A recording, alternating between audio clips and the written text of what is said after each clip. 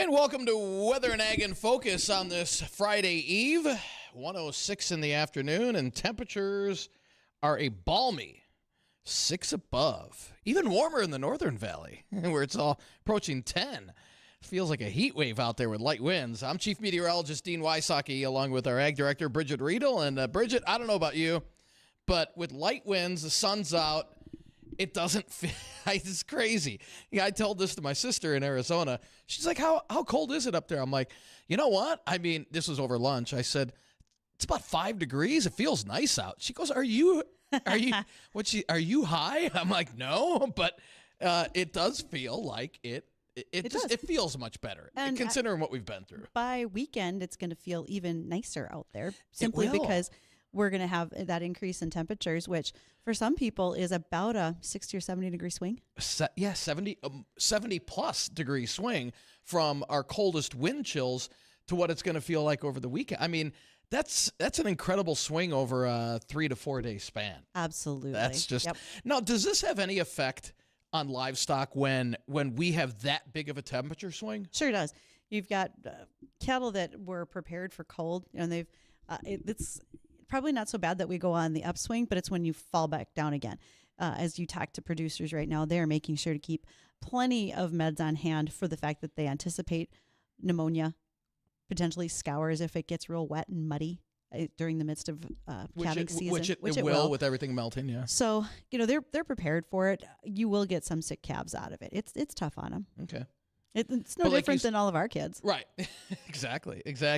And we do have some warmer weather on the way, like we were saying. In fact, we're not going to see any records. We didn't see any record cold, and we're not going to see any record warm temperatures either. But, hey, we'll take what we can get.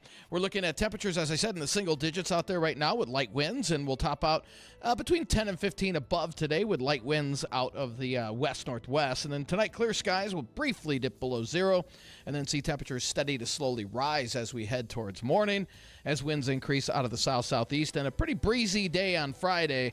South-southwest winds at about 10 to 25 and gusting up to 30 with highs in the lower 20s. And then Saturday, partly sunny skies with highs in the low to mid-30s. And then Sunday, clouds will thicken up. A clipper system rides to our north. That'll turn our winds in out of the west-southwest, warming us up close to 40, depending on how much sun we get. And then slight chance of a few light rain showers or sprinkles Sunday night into Monday. And then temperatures remain warm to start next week. We'll slowly slide off into the mid-30s midweek onward with another chance of a light rain or snow mix on Wednesday.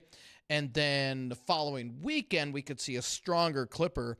Not a lot of precip with it, but there's more than likely going to be a lot of wind followed by colder temperatures behind that. But, hey, we've got a whole 7 to 9 days of above normal temperatures, if not a little longer than that. We'll take it for right now. Not bad. And now the good news is, unless you're a snowmobiler, we're going to see a lot of this snow gone. We might have an inch on the ground left by the middle and end of next week, but I think we're going to see a lot of bare ground. We likely will. Across the area. Yeah, and we've had calls this week, folks notifying us of different areas that just did not have very much snow cover to begin with. So there's some pretty big changes coming. And it's almost spring. Right, well, here's the thing. So if we melt off a lot of this snow in the fields, okay, it starts to dry out. And then we get these wind systems coming through. That's not good. Well, that's a continual situation every spring we've had where we don't have anything covering that ground. And as one of our callers, I think it was Trucker Al, called us yesterday, and he said, why is it that we are seeing snert in the ditches? It's not completely froze on top. And when you get that wind, it's just going to move all of those soil particles off into the ditch.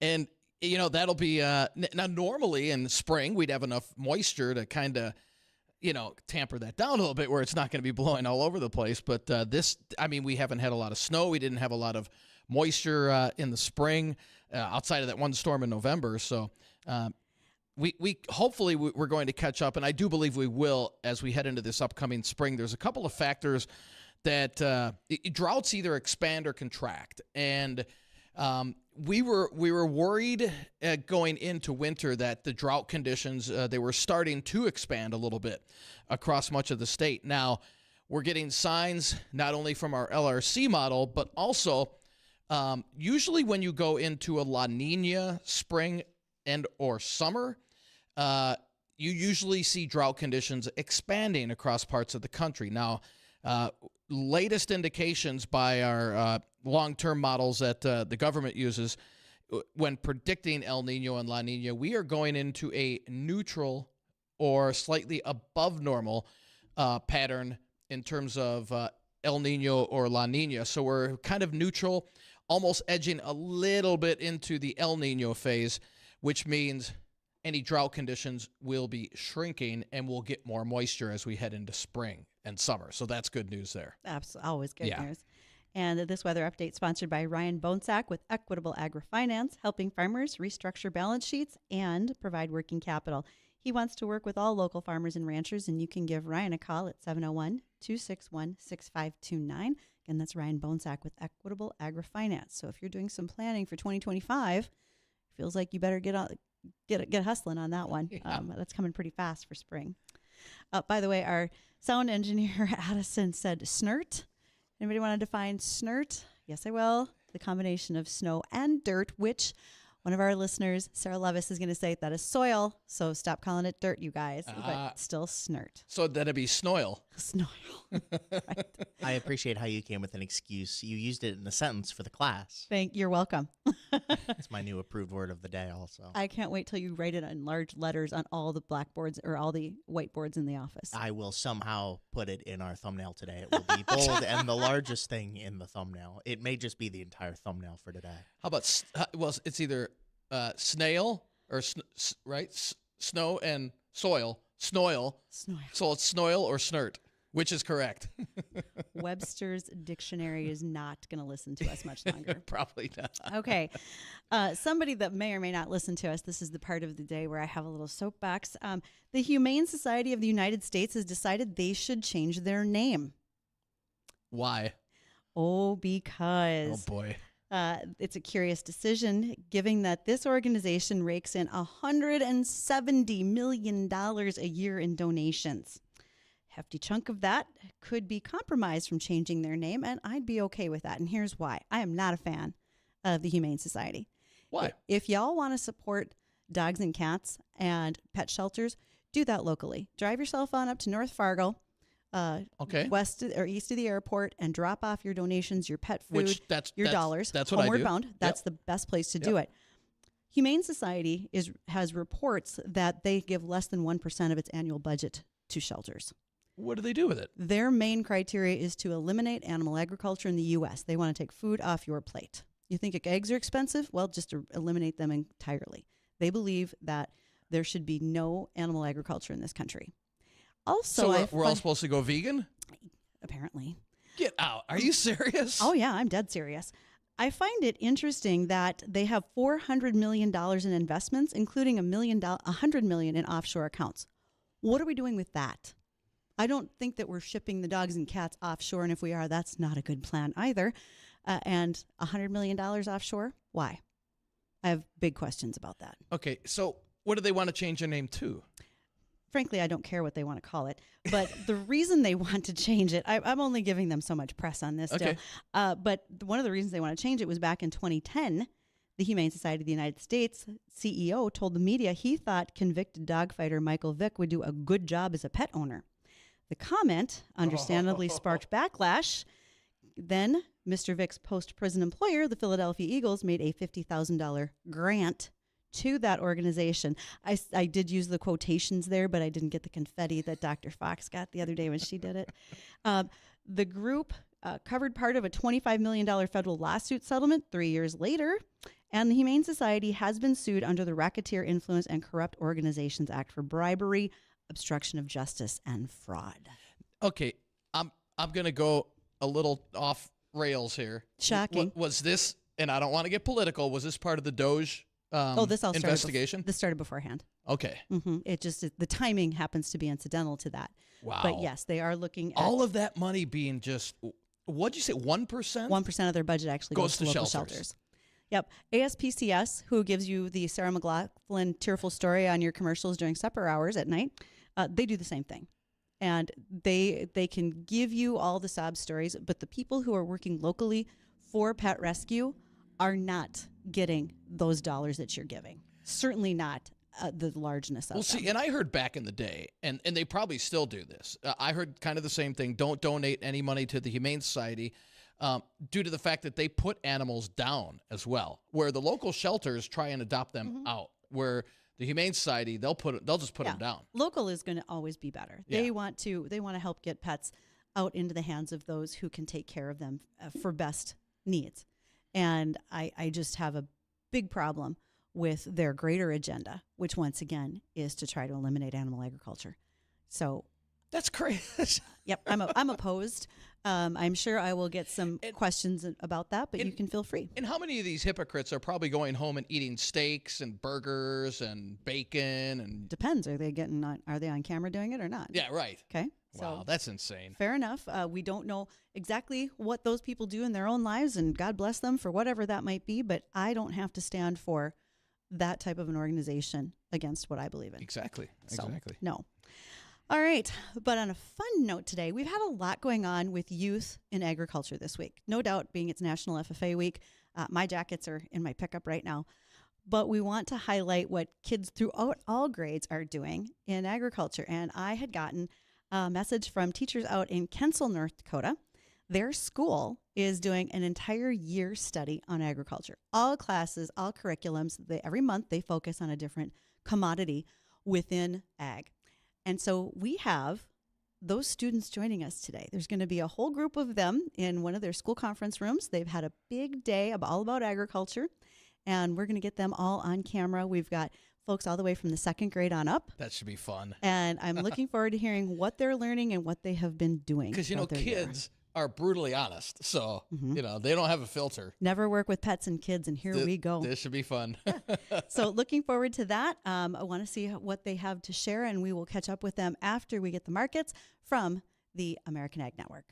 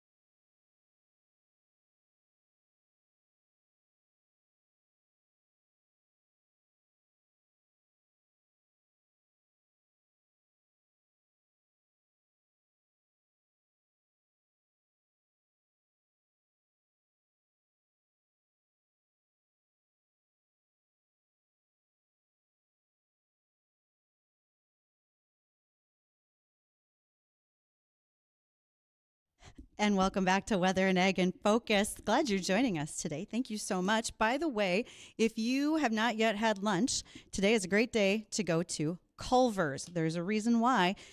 Today, Thursday, February 20th, is celebrating National FFA Week for your local chapters. If you dine at a participating Culver's location on Give FFA Day, a portion of your purchase will support the future of agriculture. So if you haven't had lunch or if you're thinking about plans for later today, swing into Culver's and see what you can do. All right, we have a whole group of students. They look fairly excited to be here with us today. This is the Kensal Public School, and they have had a whole year of agriculture. So we're going to start off, and because we've got like 4 students and a couple of teachers, we're going to have to ask everybody to introduce themselves first. So if we want to start with, let's see, there's someone at the end of the table in red. Can you give us your name and your grade and school? I'm in 5th grade. My name is Colin Eckred. Okay, Colin is a 5th grader. All right, who's next? My name is Emily, and I'm in 2nd grade. Okay, Emily's a 2nd grader. And you guys speak nice and loud, like shout at me, like I'm standing across the room, okay? And who's next? I am Laura, and I am in 4th grade. Laura's a 4th grader, right. okay? I'm Naomi, and I'm in 5th grade. All right, Naomi's a 5th grader. Who are our teachers that are joining us today from Kensal? I'm Lori McKenzie. I have 2nd grade here at Kensal. I'm Matt Locamo, and I'm the principal here at Kensal School. Oh my, we're gonna have to be You can mind tell our he's the P's and principal, Q's. right? Okay, But I'm so also a social studies teacher and a PE teacher here too. Oh, great. there's a few things that All our right. principal has to do today. All right. First question for everybody, and it's probably going to need to direct this to Lori, your 2nd grade teacher. How did this idea start to have agriculture as part of the whole year for a whole school?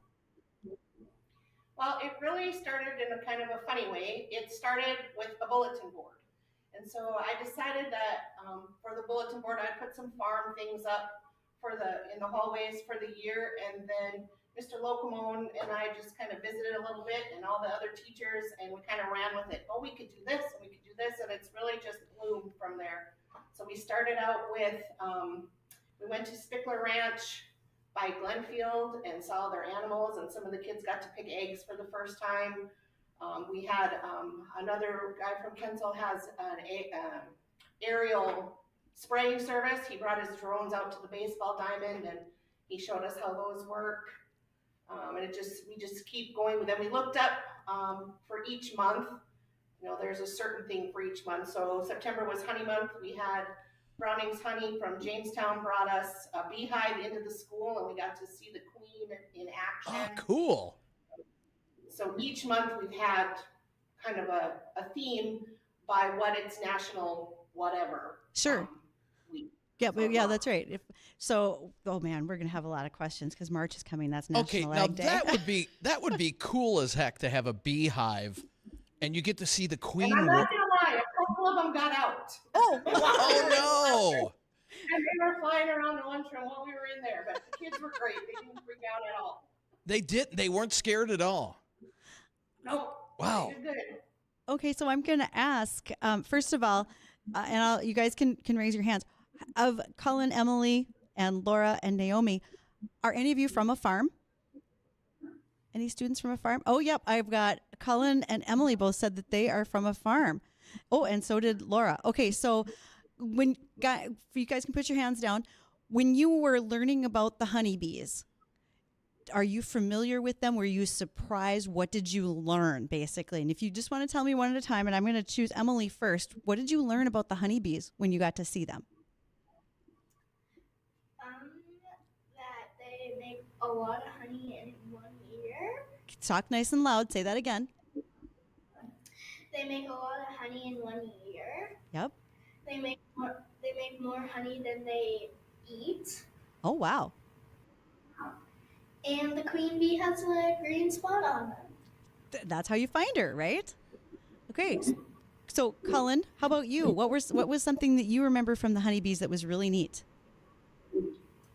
That the queen bee, when she dies, all the other bees would choose a new queen by just deciding. Like the queen wouldn't decide because they wait till she's dead and then pick a new one. And then they get a new one. Okay. I just learned See, something. yeah, we're learning right along with you guys. Okay, so Laura, you're a fourth grader, and you said you come from a farm. Do you have beehives on your farm? No, Nope. What do you raise on your farm?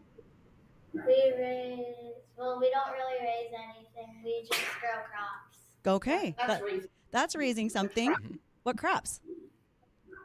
Soybeans, wheat, corn, and sunflowers. Do you get to help during harvest? Yes. Nice. So we'll have way more questions for everybody as we keep going. Okay, now Naomi, you're a fifth grader, and we said that September was honey, but what other crops or livestock have you guys focused on in the months that you've been doing this in the school year? We've been focusing on cattle and wheat and oats and a lot of the things that farmers grow here in North Dakota. Can you think of a couple others that we grow here in North Dakota? Sunflowers, soybeans, beans. Okay. All right. So can you So guys? we also had a chance to go we went to a local farm and they got to ride in the combines when they combine their corn. Uh-huh. And they had an elevator on their farm and we got to go in the elevator and they saw where the grain goes. And then we went to the elevator here in Kensel and they got to see it, where the train comes in and the manager there talked to us about where the corn goes from here. They do which 3 crops do they mostly do here in Kensel at the elevator? Corn, wheat, and soybeans. Corn, wheat, and soybeans. Right. Man, okay. And then We're go ahead. We're going to take a break for the bottom of the hour news, but don't go anywhere because we have more questions for you, and especially for your principal. I want to know how his teachers sold this to him and what made this a lot of fun as a project for an entire school. So we'll do that when we come back.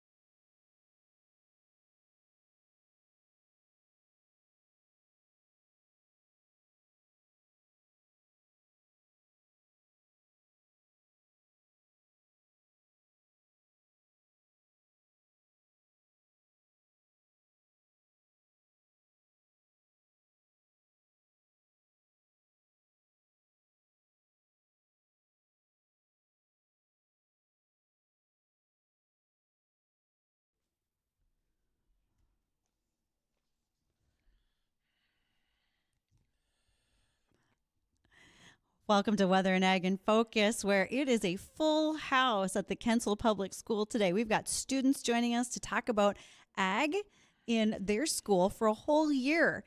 Well, they maybe haven't been talking about crop insurance, but if they wanted to, Nate Thorsrud, who's the owner and family farmer in Grandin, North Dakota, has JLA Insurance. His insurance roots run deep in North Dakota fields with experience since 2004.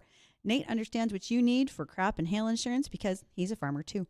He's not going to sell you what you don't need, and he will conveniently come to you to make those decisions. So get a hold of Nate, JLA Insurance, 701-371-0311.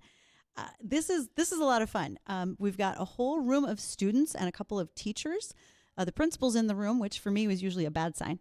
Yeah. And we're answering. We better behave. We're answering a lot of questions that's going on out in Kensal. And Dean, you wanted to talk to one of the teachers. Yeah. Lori. So Lori, this is a great idea. Now, this is your first year doing it. I guess were you raised on a farm, and B, what sparked this idea exactly? I was not raised on a farm. I lived in one of the small rural towns here, and my dad was an elevator manager. So I always called myself a city kid because we did not farm. Right. And then I got married, and my husband did custom harvesting. So I got kind of thrown into the world of agriculture that way. And as far as this idea goes, it just really started out in a silly way. And, just our staff here really works well together, and we kind of build off each other's ideas. And it's just kind of, people have been throwing ideas at us. You should do this. You should contact this person. You should contact this place. This would be a great place for a field trip. And since our class sizes are so small, we are able to take them places where they normally, a regular classroom probably couldn't go. So it's really been great from the support from the community. We did a fundraiser at Christmas time for Farm Rescue, and the community donated prizes, and area businesses donated prizes. And so instead of a Christmas concert, we did a Christmas bingo, and we invited the community in to play bingo. And then the kids just stood up and sang a carol in between every so many bingo games. Fantastic. And so the community's been great, and they give us ideas of where we can go, and have you contacted this person, or... That's great. And this question goes to the principal. When Lori brought this idea to you, what was your first thought? Like, how are we going to pull this through, or what were you thinking? No, I thought it was a great idea. Like she said, we have a small school here, so it's easy for us to pack our students up and go to different places. I think all of us, when we were going through the process of education, we enjoyed doing field trips and things like that. We experienced those things growing up. And also, me being a social studies teacher, I teach North Dakota history during part of the year too. So agriculture is a big part of our history, so it seemed to tie in well with that. So we tried to actually get going right away. We want to go like the first or second day of school. We went to the Spickler Ranch, which is actually northeast of here. They took us around their operation. They're a Black Angus ranch up there. And we want the students going to kind of be surprised by that. So we didn't want, first couple days of school to be a little boring. We wanted to get out and get going right away. And then like Mrs. McKenzie said, then almost like each week we'd have people call us and say, you might want to do this agriculture thing, or you might want to do some other thing that we've seen before. And we've taken our students to NDSU too. We like our students being on a college campus and seeing what NDSU does. And most of our students don't understand NDSU is a leading agricultural research university really in the world. And so we actually went there and we saw like 5 or 6 of their experiments. Our students got to stick their hands inside of a cow and feel their stomach, and they're researching and looking at that in NDSU. And they really enjoyed that. They all kind of remember that at the end of the year. So I thought, doing these things, moving these places, it's a great way to enhance their education. This has been so much fun to watch, you guys. I accidentally found out about this by reading it in a local small town newspaper, and reached out and thought this was a great idea. Right. So, okay, guys, as students, help me out. Okay, we're going to do like a true or false. So you guys yell out true or false after I ask the questions, okay? Everybody ready? And be loud, because people are listening on the radio. They want to hear you. So, is North Dakota #1 in honey production in the U.S.? True or false? Yes, I got lots of trues. They know that. Okay, next question I want to ask you guys is, Does North Dakota have one of the top producing soybean counties in the U.S.? Oh, Yes. Okay, bonus round there. Can anybody tell me which county it is? Which is the top one? Does anybody remember? It's where Fargo's at. Who knows their geography? Cass. All right. All right, we're getting prompts. That's awesome. So, all right, we've been joined by some students who are also part of the Mid-Coda FFA chapter. Amy and Watson are there. So, Amy and Watson, how long have you had a FFA chapter at Mid-Coda? Either one of you know the history?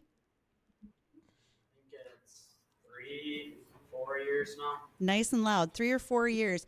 And it's National FFA Week. So to Amy, what are you guys doing in the school to help participate and talk about FFA? We are having dress up. We're doing dress up weeks that are agriculture related. Like we did a Western theme, and then like Case vs. John Deere was today. And we are doing activities during our study hall at the end of the day that get all the students involved. That's phenomenal. I'm so excited about it. Okay, let's talk about drones. You all got to see the drones fly, if I heard that right, out on the baseball field. So I'm going to go to Cullen, and I'm going to ask you, did you get to fly the drone with the remotes, or did you just get to watch? No, we had to watch. And you sound a little Sound disappointed. disappointed. Okay. So Naomi, as a 5th grader as well, when those drones were flying, what was something that surprised you, or what did you remember thinking, wow, that's cool? How fast they went and how they could spray and do a lot of things at once. How big they were. They were really big. They were really Yes. big. I bet. They're really big. He said they could pick one of the students up. They were that strong. Yep. He could Yeah, pick one of them up. Payload on those would probably take a couple of you at one time. You just have to hold hands so nobody got dropped, but it'd be okay. All right. So to Cullen and Amy, are you helping to recruit students to be a part of FFA? That, I mean, we're talking today with some 4th and 5th graders, but are you looking to get them interested so they start joining in the 7th grade? Yeah, because we're teaching them about different agriculture things, so then they'll want to join their agriculture class and be part of it. Okay, so we know we've talked about honey. We've talked about drones. Y'all got to go out to Spickler's for a beef ranch. You saw eggs, etc. What are the things that you haven't seen yet, but you might be doing come March, April, and the end of the school year in May? What are some things you maybe like to do? that we Yeah. haven't done yet? Nice and loud. Whoever wants to go first. Should I call on somebody? Should I put Emily on the spot and say, Emily, what is the thing you want to go do that you want to see? Did any of the FFA booths that we saw today, did that bring up something maybe that you hadn't thought about that we could learn some more about? Yes? Wait, there were What? booths? What were the booths? I got to So tell you. the high schoolers from Glenfield, from Dakota, came over and they gave us presentations. We kind of had a Kensal Egg Fair today. Oh, And so they each had a booth in several different classrooms within our building. And the students went around and they could ask questions. And we had cows and pigs and honey and erosion and pelts of different animals. We had Dot's pretzels. We had pollination. What am I missing? Planting seeds. They got to plant seeds that they get to take home. I said soil erosion. Some of them are standing over in the side over there. this is a full school participation. It was a lot of fun. So they had 12 different booths, and the students walked to each booth, kind of like if you went to an egg expo somewhere.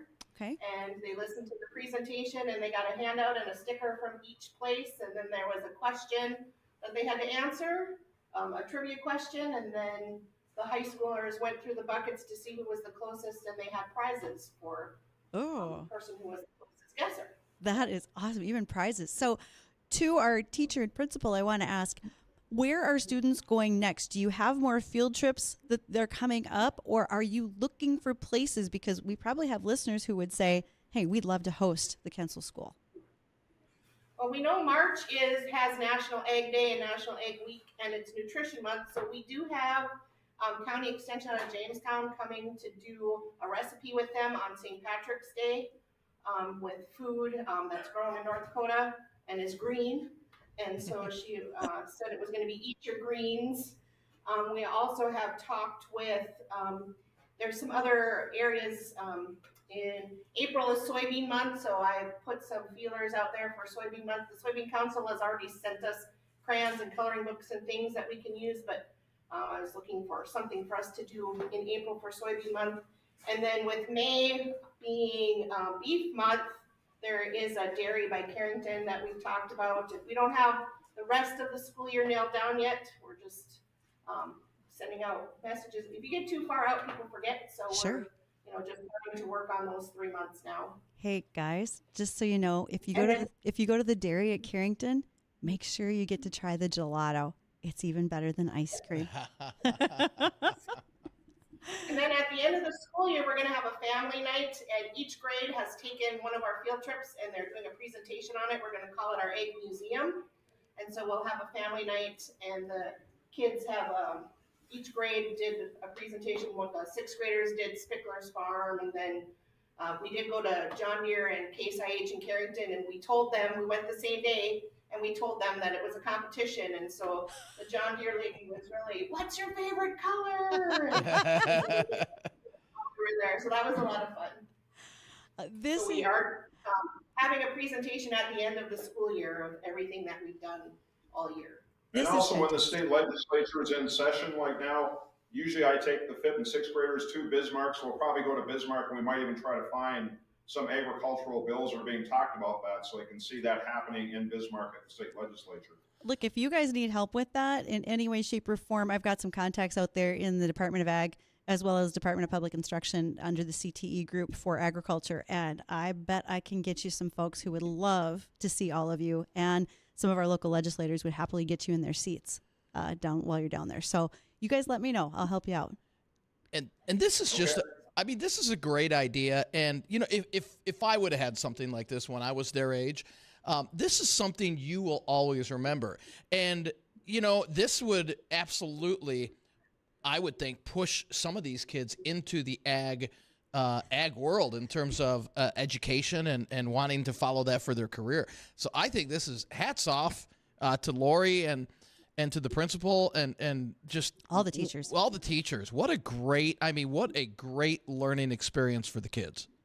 Thank you for including us today in your Ag Day there in Kensal. And for all of you who, especially as students, as you get a little bit older, once you are still active in FFA or 4-H, I host an intern for a day. So I always have an ag kid who gets to come on air just like you did and help us ask questions and be a part of our show. So keep that in mind if any of you want to be my intern for a day. I'd love to have you. So and weather is a big part of agriculture. By a show of hands, do we have any future meteorologists, storm chasers in the crowd there? Any of the kids like weather? Oh boy. Dean, I think you've got to go out there and sell this one. All right, we got one so-so. All right. Awesome. All right. Thank you again to the Kensal Public School District for joining us today and being a part of our discussion about ag in your classrooms, and let us know what you need. So thank you, everybody. Thank you. Thank you. Thanks, guys. Bye. All right. That's awesome. We will come back with some headlines and a recap of the weather right after this.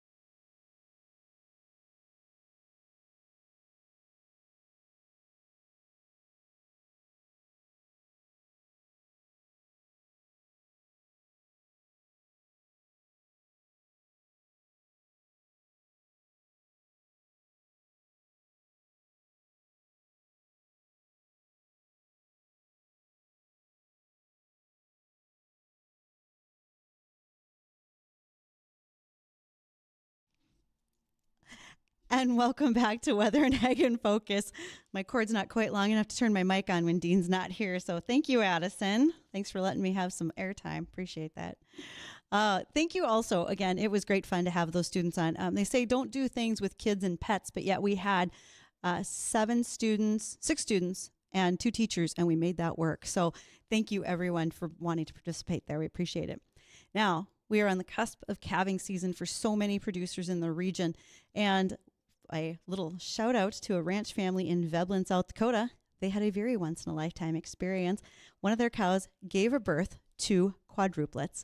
The chance of that happening is 1 in 700,000.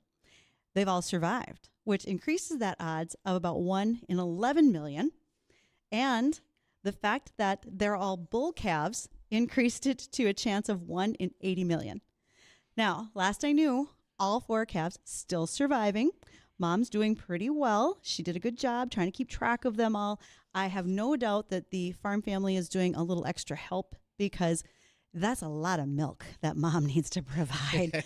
So I think they are making sure that everybody stays healthy and well. But I just thought that was an awesome way to start out calving season, and particularly today with cattle prices. Right. If you got 3 bonus critters, yeehaw.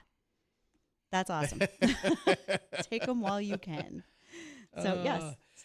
Well, how about we recap the weather real quick? Please. All right. We've got, again, some pretty decent weather for the most part heading our way, considering what we've been through. We're going into phase 2 now of the LRC cycle, and you're asking, what's phase 2? Well, phase 2 is where we get a warmer weather pattern. We get our flow coming in out of the northwest, and typically we'll get a lot of clippers with that. And those clipper systems warm us up, and then eventually each one may cool us down a little bit before the next one warms us up. So overall, it's a warmer than normal pattern, and we're going to see that for the next couple of weeks around here, it looks like. So for today, we're going to top out right around 10 above, some spots a touch warmer than that with light winds out of the west-northwest. We'll briefly dip down to below 0 tonight, just below 0 before temperatures steady off and slowly rise towards morning as winds increase out of the south-southeast. And then warmer day, but it's going to be windy tomorrow with highs in the low 20s. Winds will be out of the south at a south-southwest at about 15 to 30. And then the weekend warms up even further. Lower 30s on Saturday with lighter winds. And Sunday, clouds will thicken up as a clipper system approaches from the north.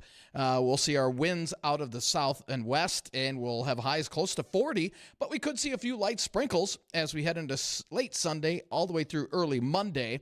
Temperatures still mild on Monday, right around 40. And then we're in the 30s all next week. Normal highs next week, mid and upper 20s. So we'll be a good 10 degrees plus above normal for all of next week. I don't see any big storms. Maybe a little light wintry mix Wednesday, and then another one possible towards the end of the week.